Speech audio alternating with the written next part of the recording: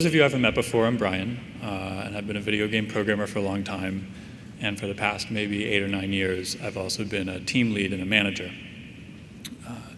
And right now, I'm not really doing anything, but up until a couple months ago, I was working with Bungie. Most recently, I was there for 5 years, worked on a couple of the Halo titles. I worked on Destiny for a few years. So what I'm going to talk about today is unpleasant emotion, and dig into what it is and its role in game development and in life, and talk about the choices that we make and how we relate to it. So when I started thinking about what I might talk about if I were to speak at PAX, this topic immediately came to my mind. You know, my tendency is to talk about kind of touchy-feely stuff. And I think when you're talking to game developers about this stuff, this is one of the most pressing issues, because over the years, I've worked on a lot of games, and I can think back at a lot of the mistakes that we made and say, you know, if we'd had a healthier relationship, if we'd had a more skillful relationship to our unpleasant emotions, we would probably have done that better. So let me be concrete. A lot of things in video game development cause stress. You know, every single job I have, I am routinely under stress. And when I say stress, what I mean specifically is a tension. You know, there's a gripping in the body, like it's this physical experience in response to a situation where we feel that something isn't quite right. Now, it is the nature of stress that we find it unpleasant. You know, just as a raw sensory experience, we don't like it, which makes sense because stress is the way that your body tells you that something is wrong and tries to motivate you to fix it. So if you found stress a pleasant experience, it wouldn't work. That wouldn't make any sense. That said, when we're feeling stress, we have a choice in how we relate to it, you know, what our response and our reaction is. And broadly, I think there's 2 ways that we can relate to stress. The first way is a kind of flinch reflex, where we just try to get rid of it as fast as we can. This is like you look down and your sleeve has caught fire and you just start freaking out. You're like flailing around, you're just trying to get it go out. But usually that just fans the flames and makes it worse. And so that's the way that I'm calling unskillful. That's an unskillful relationship to stress. The other way is to recognize it as stress and say, okay, I feel stress. This doesn't feel great, but it's not going to kill me. I can stand it for a bit. And the important thing is that I figure out what this is trying to tell me and respond wisely to it. You know, it's looking down at your burning sleeve and saying, well, holy shit, my arm's on fire, but all right, panic isn't going to help. I'm going to grab a towel, I'm going to wrap my sleeve in, and I'm going to put the fire out. And this is what I'm calling a skillful relationship to stress. And the reason that I'm using the terms unskillful and skillful specifically is because I believe that they are accurate, you know, literally. The first way of relating doesn't require any particular skill. It's kind of our default setting as human beings. And the second way of relating does require a specific skill. It requires the skill of resisting that first default approach and instead responding intelligently. So I call it skillful because it is an actual skill that you have to practice and develop, just like painting or programming. Until we have that skill, then, the unskillful relationship is our only option. We feel an unpleasant emotion and we react reflexively. We want to get rid of it. We want to make it stop. And we treat the unpleasant sensation as itself the problem, right? I have this stress, I have this anger, I have this fear, I want it to stop. It feels bad. And we do whatever we can to make the feeling stop. A skillful relationship is harder because it's not intuitive, right? We have to practice learning to stay with that unpleasant feeling. And I'm not saying it's like masochism, it's not that we learn to enjoy it, but it's about learning to see it for what it is. You know, it's our body telling us something is wrong and trying to motivate us to fix it. And learning through practice that we can just sit there and feel that unpleasant feeling and it's not the end of the world. And that's the realization that lets us respond to it wisely.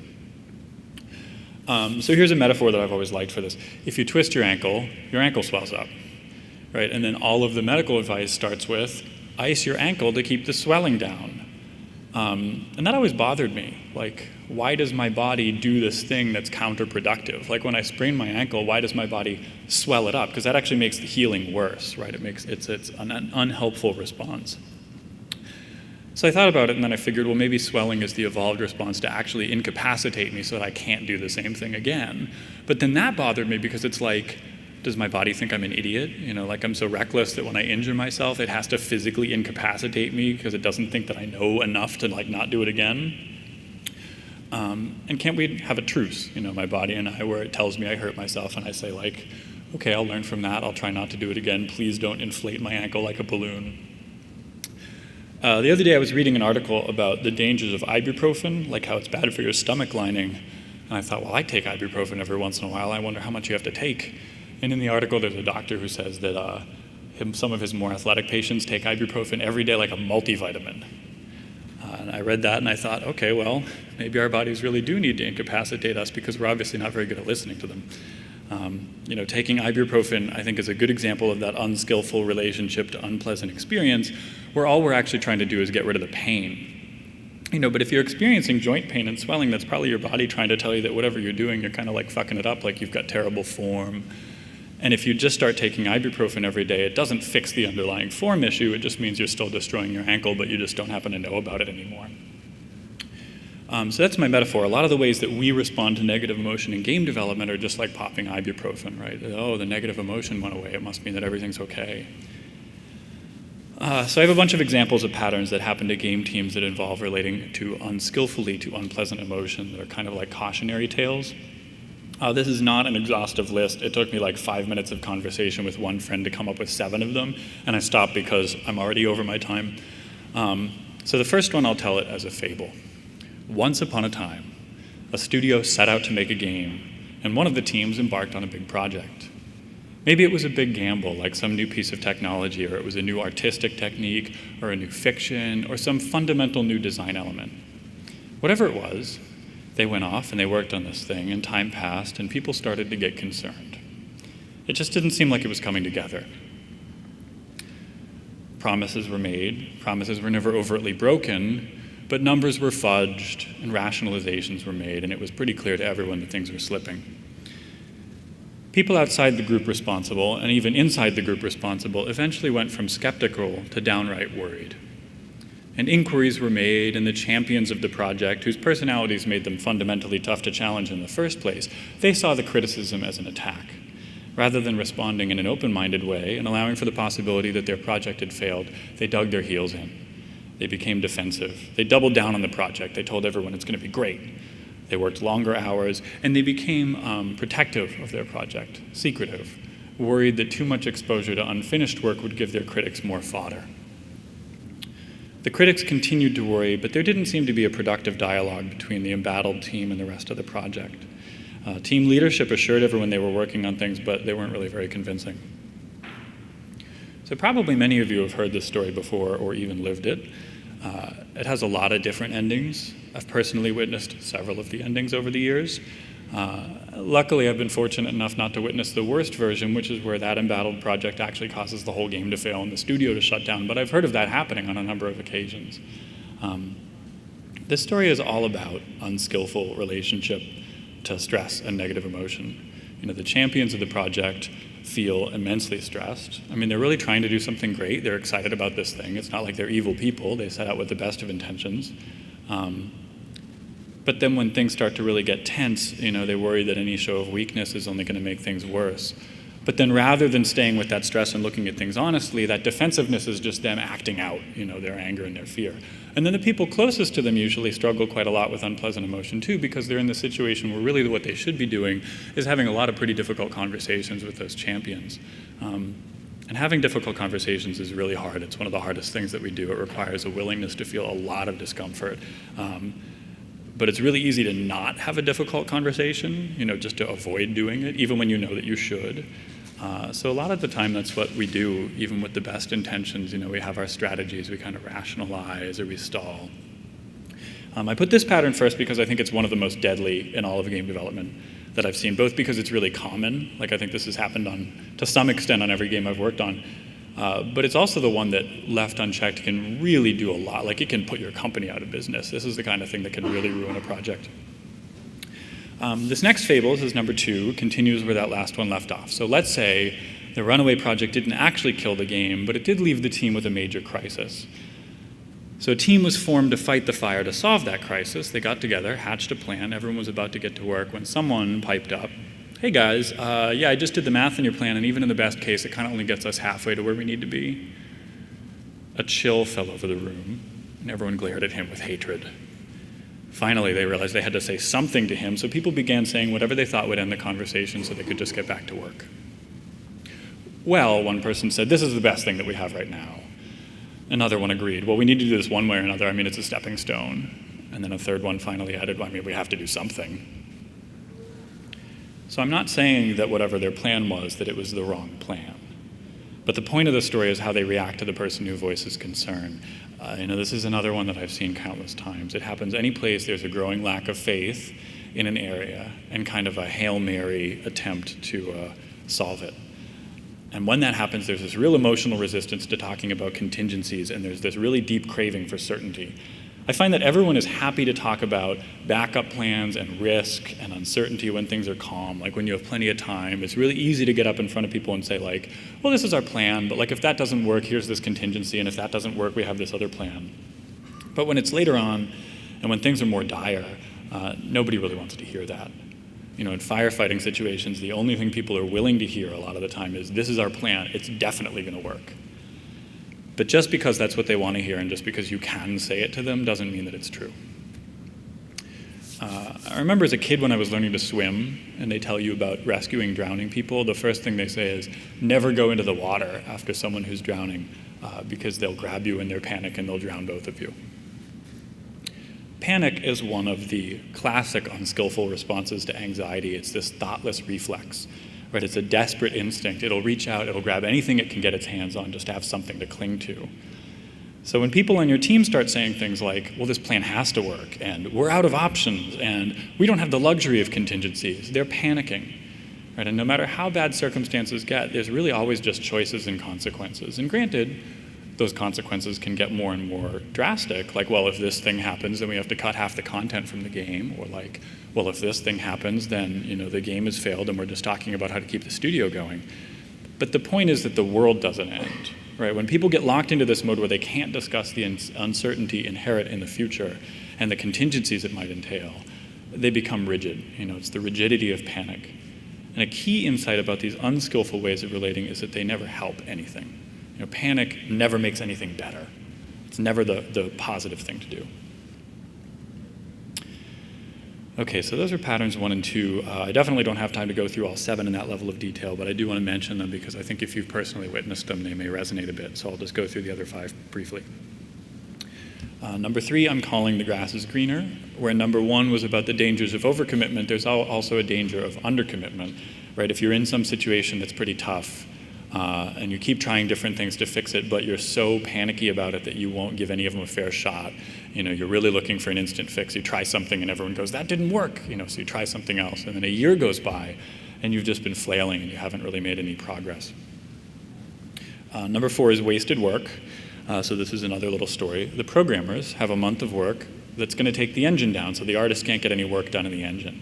But nobody's willing to just send the artist home for a month of free vacation, so the programmers are instead forced to do the work in a way that keeps everyone up and running. The programmers point out that the new code will probably render a lot of that new art content unusable, but those objections are overruled. Naturally, the new plan takes them twice as long, and it's kind of a difficult slog, but hey, at least the artists are able to get some work done in the meantime, except that at the end of it, as predicted, all of the art content doesn't work with the new code and has to be redone. So instead of the world where the artists get a re-energizing month of vacation, the programmers get to crank through their work in peace and everything's done in a month, the team has chosen the option where they burn twice as much time to achieve the same result and leave everyone super demoralized afterwards. This is another one that I've seen in some form on every single project I've worked on, and the insight there is forward progress is very calming. And the idea of not making forward progress makes us really deeply uncomfortable whether or not it's the right thing to do. And when it is the right thing to do, if you're not able to stay with that discomfort and think rationally, that can really guide you to make the wrong decisions. So number 5, this one is a classic. When things are really tough and you're under the gun and you react by just having everyone work overtime and not in like a planned way with a clear goal and a motivated team and all that good stuff, but instead just that kind of runaway sense of, well, we have no other choice, with this kind of death march desperation. An arbitrary crunch without concrete, achievable goals never leads to anything good, and as an industry we know it doesn't, and all the data says it doesn't. But when that desperation rises up, it's just so easy to fall back on it. Number 6, I'm calling head in the sand. It is a classic, just like number 5. It's when you've got someone who isn't working out, but you just don't ever get around to firing them. Every time I've seen this, there's a major emotional component to it. Firing people as a manager is one of the most awful things that you can do. It's really, really terrible. It's a horrible experience, and no one wants to feel that. But when you keep someone around who isn't working out and things aren't getting better, obviously their presence is going to hurt the team and the project. But also, most of the time, the person in question is actually really pretty miserable, right? And by keeping them there, you're kind of stunting their ability to find a place where they can really grow and develop, and that's not fair to them either. Okay, the last one, number 7, is kind of a close cousin to not firing people. And it's where you have a tense political situation that's damaging your game, but there's this kind of pressure to keep the peace. And it's true that conflict can cause harm and a lot of discomfort and pain and suffering. Sometimes it's necessary to solve deeper issues, and when you avoid it, you're just using denial to treat the symptoms rather than the root cause, and your game can really suffer in the meantime. All right, that's my list of 7 patterns. How am I doing on time? All right. You can probably come up with more, just even listening to this, you probably came up with more of your own, just like I said, that's not exhaustive. But the unifying theme is that in all those situations, you can find panic, you can find discomfort, anxiety, and desperation, which all fall under the umbrella of fear. And then you can also find defensiveness, frustration, and irritation, which are all forms of anger. And fear and anger are kind of 2 of the biggest umbrella categories of unpleasant emotion. And this talk is about how to work with those skillfully. So how do we build that skill? Well, I think there are 3 steps. The first step is to know the problem, to have an intellectual understanding of what goes on when we relate unskillfully to unpleasant emotion. And that's what I've been talking about so far, all those situations.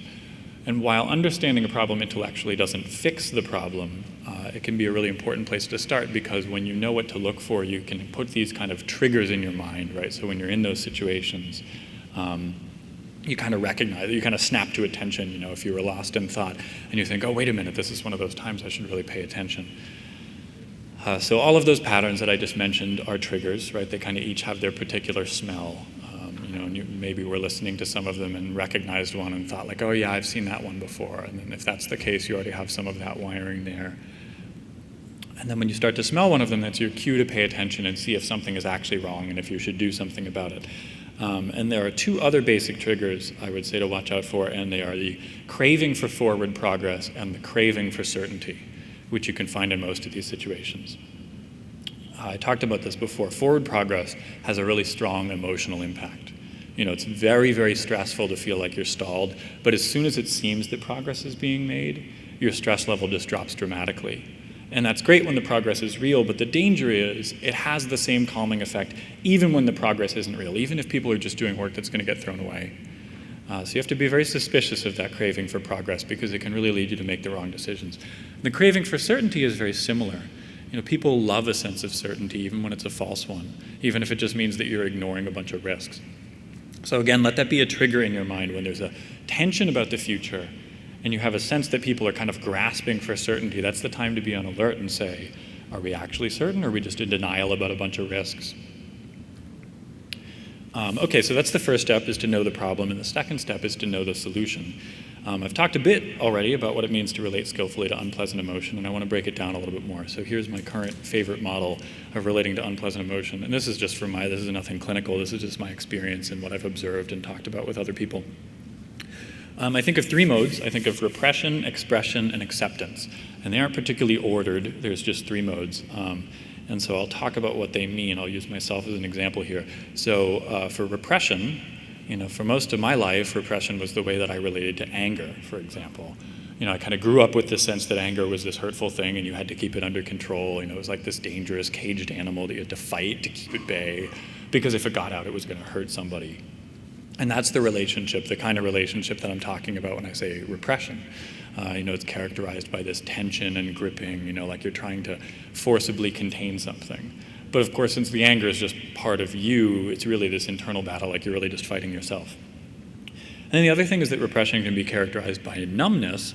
If you spend so much time repressing that you've gotten so good at it, it becomes totally subconscious and you kind of stop realizing you're doing it. The problem with repression in a professional environment is that while you can fool yourself, you can't really fool other people. There's a term called microexpressions, and this is from Wikipedia. Microexpressions are brief, involuntary facial expressions shown on the face of humans according to emotions experienced. Microexpressions occur when a person is consciously trying to conceal all signs of how he or she is feeling, or when a person does not consciously know how he or she is feeling. Obviously, this can be hugely disruptive in a work environment, because microexpressions, especially of anger and hatred, are unmistakable to others. And if you've ever worked with anyone like this, where there's this kind of forced calm, but this occasional flicker of something else, you know, it's like you're at the ocean, you're gonna go swimming and you look down at the water and like deep, deep down, there's this like huge dark shadow, but then it kind of goes away. You're like, I'm not going in there, that's terrifying. So that's repression. So expression, I'll kind of continue with my little story of me and anger. I got so tired of being repressive all the time that when I was like 23 or something, I found a therapist and I started working with her. And at some point, she decided it was her mission to make me lose my temper, which is kind of funny in retrospect, but at the time was really annoying because I could tell what she was doing and I didn't want to give her the satisfaction, so she'd make me really angry and then I wouldn't show it and then that made me angrier. So finally I did this, you know, I kind of blew up at her. We had this shouting match. And in the end, she made her point, which was like, hey, you know, you let that anger out, the world didn't end, we're both still fine, and actually shouting matches can be pretty fun. And so that's expression. Expression is not seeing the emotion as something you have to keep bottled up, and instead it's something that you can express outwardly, right? And I've known people who got here, they got to expression and kind of decided, this is it, you know, like I'm done. I'm not afraid of my anger anymore, I'm not afraid of my fear anymore. And while I do think that moving from repression to expression can be a really positive step, like it certainly was for me, I think it's a misunderstanding to think of it as the final destination. Because where repression is characterized by tension and gripping or numbness, expression is characterized by volatility. You know, probably most of us have worked with someone who has a temper or with someone who has a panic reflex, and those can both be really destructive. You know, you can build up a lot of good faith and trust, and a single flash of temper can really tear a lot of that down. And conversely, or not conversely, but someone who panics, you know, when there's stress and this person starts freaking out is really not helpful, and it makes them really tough to deal with. One of my all-time favorite books is called Nothing Special. It is a bunch of transcripts of talks given by Charlotte Beck, who was a Zen priest. And in one of these talks, she says, many schools of therapy encourage the client to express hostility. When we express our hostility, however, our attention goes outward toward another person or thing and not on the real problem. Expressing our feelings is natural and not a terrible thing in itself, but it often creates problems for us. When truly experienced, anger is very quiet. It has a certain dignity. So this third mode I'm calling acceptance, because it's just this ability to feel an emotion and not have to do anything about it. You know, I really like that image of anger truly experienced being quiet and dignified, because, you know, being angry is just an experience that you have, and being afraid is just an experience that you have. You can just sit there and be angry, or you can sit there and be afraid without having to try to repress it and without feeling like you need to express it. They are unpleasant experiences, but they're just experiences. So acceptance is what I'm calling a skillful way of relating, because it takes skill to do this. Right, to stay with the experience and not be overwhelmed, to surrender to it and to be able to bear that intensity. In a way, I've come to see expression and repression as fundamentally the same thing, which is that they're both ways of trying to get rid of the emotion. You know, repression is about trying to kind of shove it down and get rid of it through sheer force of will, so it's very tense and it's very unpleasant, which is why when we go from repression to expression, it feels so good because it's cathartic, like you're getting rid of all that tension. But you're still trying to get rid of the emotion itself, right? I mean, even just the word, you know, to express means to squeeze out, right? If you're comfortable with the anger, you don't throw temper tantrums, right? Throwing a temper tantrum is about wanting to express, you know, to get the anger out of our system. It's about making it, or trying to make it go away. In Buddhist philosophy, there's a concept I've always really loved where something can have what's called a near enemy and a far enemy. The far enemy is something that is very obviously the opposite, whereas the near enemy is something that superficially actually looks very similar, but deeper down is actually still the opposite. So I claim that expression and repression are both the enemies of acceptance, and expression is the far enemy and repression is the near enemy. So let me explain that. Hopefully the far enemy thing is pretty clear. Like if you take someone who's having a total meltdown temper tantrum and someone who's able to just sit there calmly and let the anger wash over them, those are very obviously different things, right? Like you wouldn't mistake one for the other. But let's say that someone, is repressive, right? There's a lot more subtlety in the near enemies. Like if you're repressing an emotion, it might look on the outside like you're very tranquil and calm and accepting, but under the surface there's a really huge difference, because acceptance is about surrendering. You know, it's about, you know, relaxing the body and letting the experience wash over you, whereas repression is about fighting it. You know, it's about tensing your body and bottling it up and shoving it down deep inside. I think the confusion can happen, let's say someone has a really bad temper and they're told, hey, you really need to get that under control. I think that's where the confusion can happen, because instead of learning to accept the anger and saying, well, my path should be, I should learn to just kind of sit with this and let it wash over me, it's very easy for that person instead to say, well, I have to do something about the anger. I have to learn to control it, and then they go to repression, right? And that's very different from acceptance. And I think that's the point where a lot of confusion happens. And the thing that makes acceptance so hard is that repression and expression are both such flinch reflexes. They're like kind of the natural human default behaviors. And I think there's actually very deep biological impulses that when anything seems wrong, our first response is tension, right? That's kind of across the board. Like if you've ever had a really intense massage, like if you get like a deep tissue massage, it takes an unbelievable amount of concentration just to lie there and keep your muscles relaxed. In essence, you're doing nothing, and it takes an enormous amount of concentration to do nothing. And it's a good metaphor, because really to receive the benefits of a massage, you need to stay relaxed so the therapist can get in there and work. But every creature impulse in you is saying, like, no, this is painful. You need to clench your muscles. You need to tense up. You need to protect yourself. And I think that repression and expression are the same way, where it's this sense of like, you got to get rid of this. It's bad. Don't just sit there. Do something. And that voice, I think, comes from someplace very deep inside us. It's very fundamental. So that brings us to step 3. Step 1 was know the problem. Step 2 was know the solution. And so step 3 is just practice the solution. Build those skills of practice. Practice surrendering to unpleasant experience and staying relaxed, letting it flow through you, even when your reptilian hindbrain is telling you to tense up and get rid of it.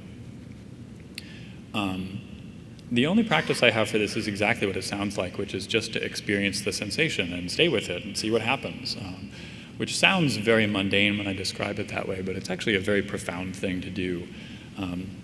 And where steps 1 and 2 are kind of about an intellectual understanding, and you can get that pretty quickly, this step 3, this practice, really is the one that actually takes like a lot of like wall clock time. Like you actually have to do it. I've heard it compared to, like take weightlifting, for example. If you want to be a weightlifter, you can learn about the form stuff, all the intellectual things, how to properly do the exercises, and you should, obviously, if you're going to weightlift. But you can do that in a couple hours. But that doesn't excuse you from then going to the gym 3 times a week for an hour each time just to like lift heavy things and put them back down. In this case, with unpleasant emotion, the practice of sitting there when you're angry or afraid or whatever and just being angry or being afraid rather than fighting them or resisting them, just watching that happen, this practice is generally referred to as meditation, right? And there are a lot of practices that are referred to as meditation, all the way up to like robes and ritual and making sand mandalas and chanting mantras and whatever. But at their core, all of the meditation practices that I'm aware of are just about practicing keeping your attention in the present with the goal of just experiencing life as it's happening and learning to really see what's going on. I compare it to sitting in a dark room, right, and letting your eyes adjust. It's not something that you do.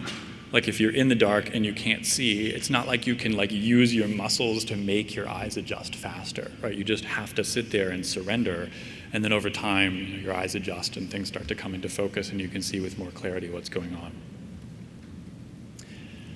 So when I talk about meditation, I'm really talking about something very simple and very mundane. In fact, it is so simple that I will give you complete instruction right now in the next 30 seconds. Ready?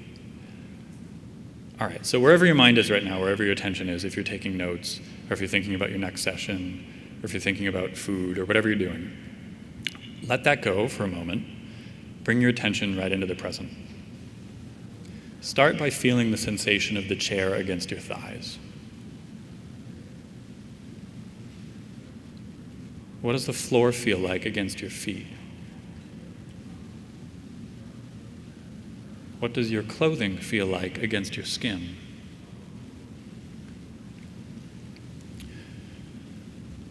Now bring your attention to your breath. Take one slow, deep breath through your nose, in and out. Feel the air right as it moves past the outer ridge of your nostrils. Feel the breath inside your body, either your belly expanding or your chest rising and falling. You don't need to try to control it. Just let the breath happen. Feel the air as it moves through you for a few breaths. For the next few moments, if you notice that your mind has wandered, that's fine. Just gently bring it back to your breath.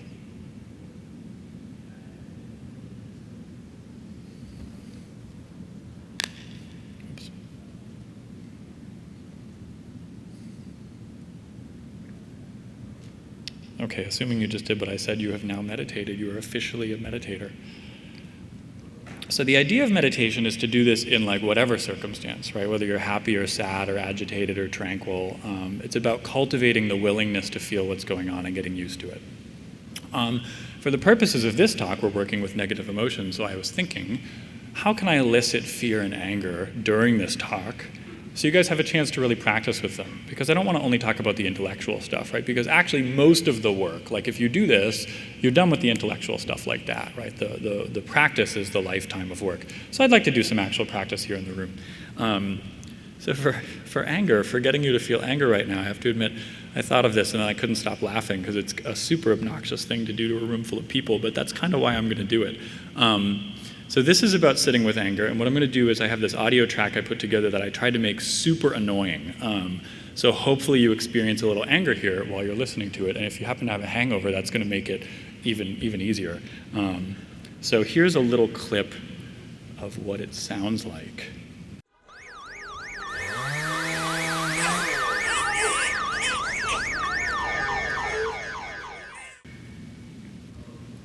So I'm going to play that for about 30 seconds. And here's what I want you to do. I'll give you instructions now so I don't have to talk over it. The basic idea is, right, when annoying things happen to us, like let's say you're at a restaurant and a baby starts crying, the last thing you usually do is just sit there and let it wash over you and, feel the anger, right? Usually your mind starts spinning up thoughts, right, to distract you, like, oh, that's so obnoxious, or like, oh, I'm looking at the parents, why aren't they doing something? Anything rather than to just sit there and feel angry. And then the other thing we do is we instinctively tense up, like we clench our jaws or our shoulders or we make fists. So when I start playing the sound, what I want you to do is bring your attention into your body and whatever you feel, whether it's annoyance or whatever, pay attention to what that actually means physically, right? Because emotion isn't some abstract concept. Like it's a thing you physically experience in your body. Like that's what emotion is, right? So, is your jaw clenching? Are your fists clenching? Does your chest feel tight? As the audio plays, keep scanning your attention through your body and asking, what does this actually feel like? Right? And if you notice tightness, don't struggle with it. Don't try to get rid of it. Just let it be tight and keep watching. So it may be helpful at this point to close your eyes. And if you do, I'm going to let you know when to reopen them. I won't start the audio for a few seconds, but go ahead and kind of start scanning your attention through your body now, asking kind of what am I feeling? Because I think it'll be easier to start now than if you wait until I start playing the sound. And be very literal, right? Look at specific body parts. Be like, look at your, what do your hands feel like? What do your feet feel like? What do your shoulders feel like? Your neck? It's not an abstract inquiry. It's very literal. And the other thing is if your mind wanders while we're doing this, like if you start thinking about how annoying this is or wondering what other talks you could leave and go to, that's fine. Just bring your attention back into your body when you notice those thoughts. That's the point of the exercise. So here we go.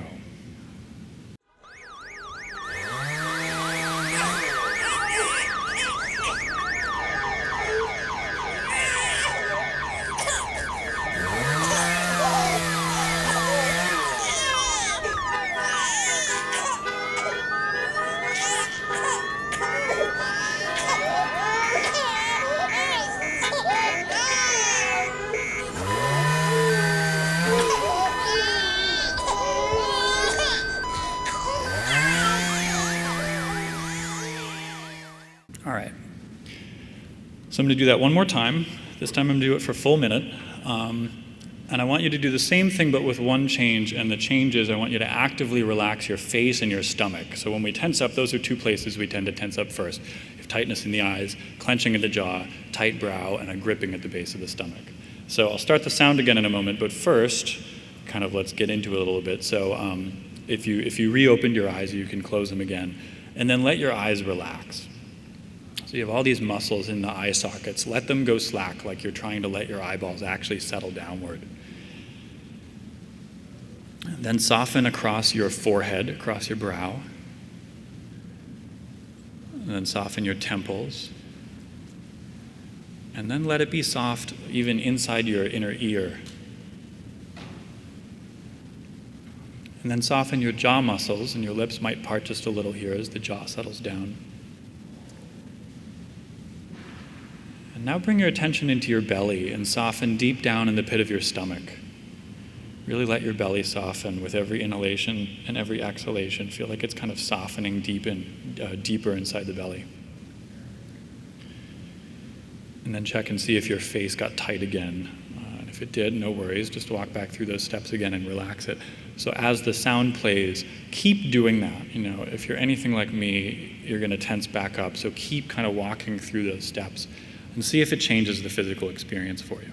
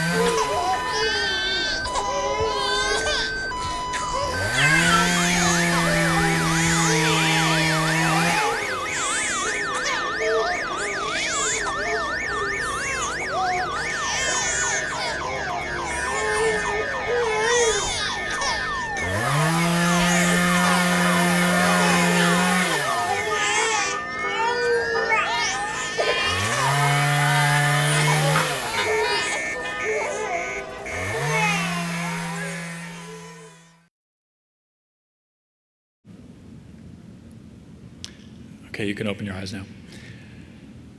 So this technique of scanning through the body for tension is a really good one to practice, especially because you can do it anywhere, like in rush hour traffic or intense meetings or whatever. And that exercise of relaxing the face and stomach for me is like this really quick little mini meditation. Like if you're in a meeting and you notice that you're getting frustrated and your mind's kind of spinning up some thoughts about how annoying that guy is or whatever, you can do that relaxation really quickly, and it kind of helps to pull you out of your thoughts and back into the room. We're going to do one more meditation exercise here, and this one is for fear. So I was thinking about how to elicit fear during the talk. And then a few weeks ago, I was watching parkour videos on YouTube and happened across this one guy, James Kingston, who does parkour, but also has some videos of him climbing cranes. And I've been a rock climber for a long time, and this video made me deeply uncomfortable. So I sent him a message on Facebook asking if I could play it for you guys as a way to elicit some fear, and he said, sure, so that's what we're going to do. This video is a bit under 3 minutes long, and I'll just play it in its entirety. And what I want you to do is just that basic meditation. Bring your attention into your body and see what's happening. For example, for me, my palms sweat, my heart rate increases. I feel a kind of adrenaline fluttering sensation around my heart, maybe a tingling across my skin, and maybe I feel slightly dizzy. And so I should say, if you have like really serious issues with heights, like watching a video of someone doing dangerous stuff exposed and unprotected, a couple hundred feet off the ground it's not going to be pleasant, right? Like that's kind of the point, but if it might actually be really triggering for you, you should close your eyes now, and I'll let you know when the video's over and you can reopen your eyes. Otherwise, bring your attention into your body, do a quick scan, see how things are feeling. And I'm going to start the video, and as you watch it, just kind of keep your attention in your body and keep scanning and seeing how your body reacts.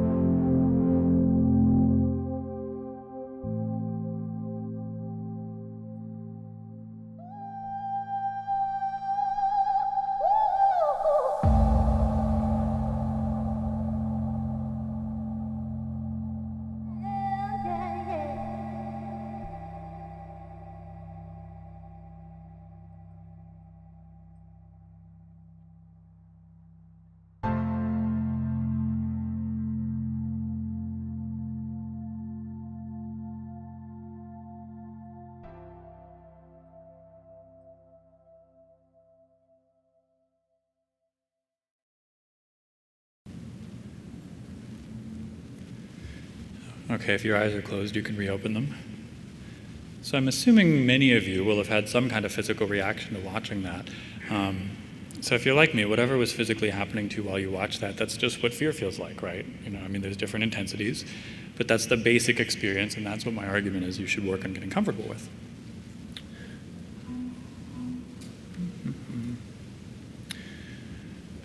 So my claim, the reason I'm giving this talk is that in my experience, just practicing feeling these things gradually strips them of their power over you.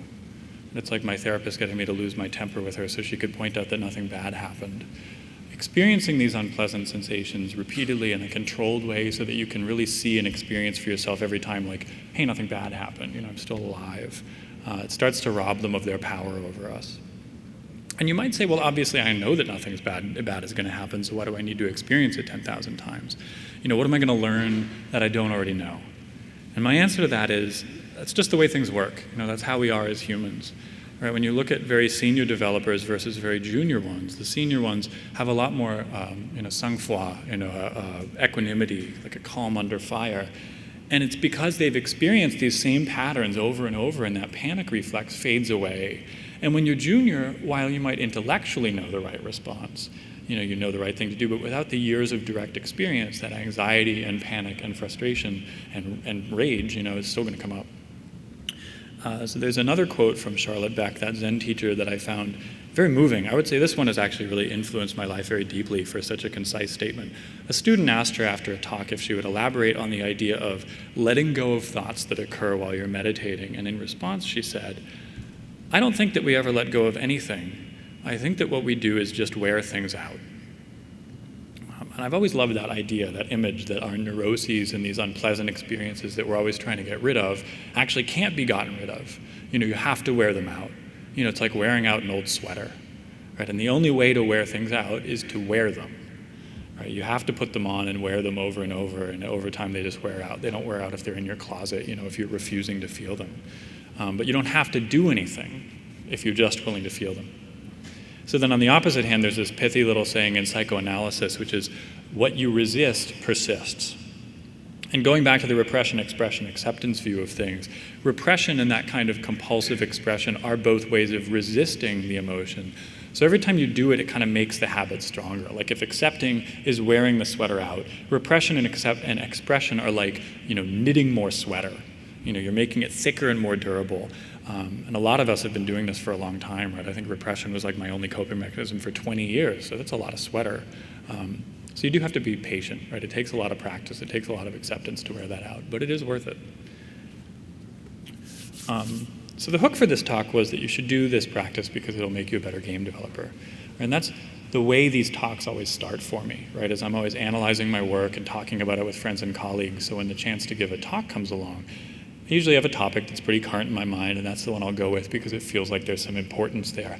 And I have been thinking and talking a lot with friends lately about the way that unpleasant emotion kind of subconsciously guides our decisions at work, and that's why I chose to talk about it today.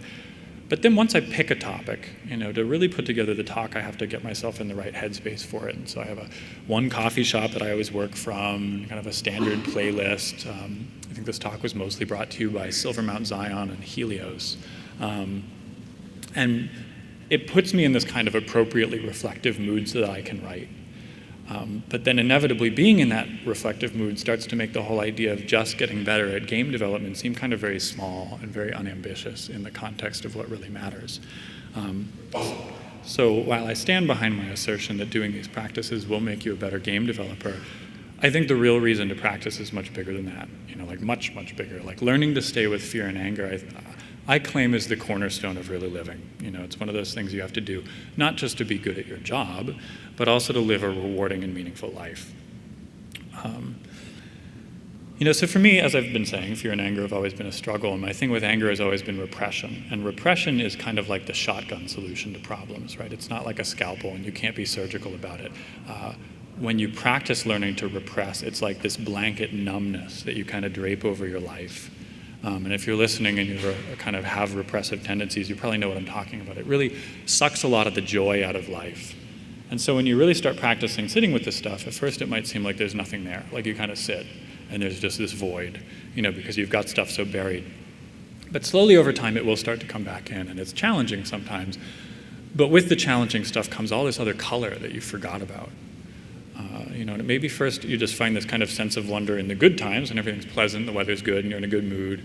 But when you keep going, you really start to see that same basic sense of joy is there even when you're furious, even when your pride is wounded and you're despairing. And over time, you kind of start to have that sense of wonder, like, it's amazing that I could feel all this, right? Like, it's not especially pleasant that I'm feeling it, but they're super vivid, it's super real and amazing. So if you have repressive tendencies, let me assure you that practice is worth the work. It can be really hard, and you may have long stretches where it feels like nothing is happening, but don't be discouraged and keep practicing. So where repression was my solution for anger, fear was a very different story, and to this day I still experience paralyzing fear on a very regular basis. I have a panic impulse, it's really strong. As a kid, I wouldn't ride roller coasters, I hated them. And I think it's the sensation of falling because now I have a real problem with cliff jumping. I go cliff jumping with friends into water, and if it's higher than about 20 feet, usually I just kind of stand on the edge, staring at the water for 10 or 15 minutes and then give up. And so it's a little funny that with this horrible fear of falling, I've been a rock climber for 10 years. But mostly I climb at the gym where the floor is padded, and you go up 10 or 15 feet, and you don't really ever fall that far. So this July, I moved to Canada for the month to climb outside. And fear has that way, that kind of oozes back in over time. If you don't do something that you're afraid of for long enough, you do it again and the fear is back. So I get to Canada, I hadn't been up on ropes for a while, and I get out on the rock, and immediately, my heart is pounding in my ears, and I can feel my pulse through my whole body, and I've got that adrenaline surge, my hands are sweating, and I'm parched. And I remember the same experience from years ago, but back then it was petrifying, to me. I'd get up there and I'd be like, I can't do this, and I'd come back down. And these days I'm more willing to stay with the fear. So I guess the point I want to make is that the experience of the fear hasn't changed, right? If I haven't been out there in a while, my first time I get the exact same adrenaline shot I always used to. It's just that now I'm able to stay with it, rather than becoming overwhelmed. And I think what motivated me to get through that was just how disappointed I am when I give up. And a lot of my friends have this kind of sense of determination, this tenacity, this refusal to give in, which I envy because I've never had that. I don't really know what it is, but I've never had that. But what I do have is that if I give in to fear enough, over time I start to really just have this basic sense of disappointment in myself, and it motivates me to work harder. And then conversely, when I'm able to stay with it and work through it, it's really satisfying. So again, a lot of my friends have this real burst of pleasure that they get when they climb up to the summit of a mountain or something like that, and I've never understood it. Usually I get to the top and I take a photo or two and I hike back down. There's really no rush. But I do have that kind of longer-term satisfaction of knowing that I'm routinely choosing to live through passion instead of through fear. So I'm using rock climbing as just a physical metaphor, but I'm not actually suggesting that most of our fear in life comes from adventure sports. I think actually really most of the fear in lives comes from mundane stuff, like social fear is a really good one. I think there's a lot of fear tied up especially in self-expression. For example, I think it's apt I'm giving this talk right before PAX Prime because every year when I see the cosplayers at PAX, I have the same thought, which is wow, that's really brave. And then I'll always hear people in Seattle kind of ridiculing the cosplayers, and it bothers me a bit, it makes me angry. But it also makes me wonder how much of that ridicule is coming from a place of fear. There's some fear around buried envy, like how playground bullies are usually really insecure. And maybe we don't really realize it. Like when someone ridicules a cosplayer, he may not be consciously in touch with a desire to dress up like a video game character, but I think that intensity is coming from somewhere. Why does it bother him? I always wonder. I always think there's some element there of how dare these people have the gall to express themselves so fully? It makes me uncomfortable. It triggers some fear that I don't want to feel. And then an even more apropos example of this right now is public speaking. Right? They say it's one of the things that people fear the most. So I actually wore my heart rate monitor today so that I could tell you. My heart rate when I woke up this morning was 51 beats a minute, and right before the talk started it was 93, and right now it is 104.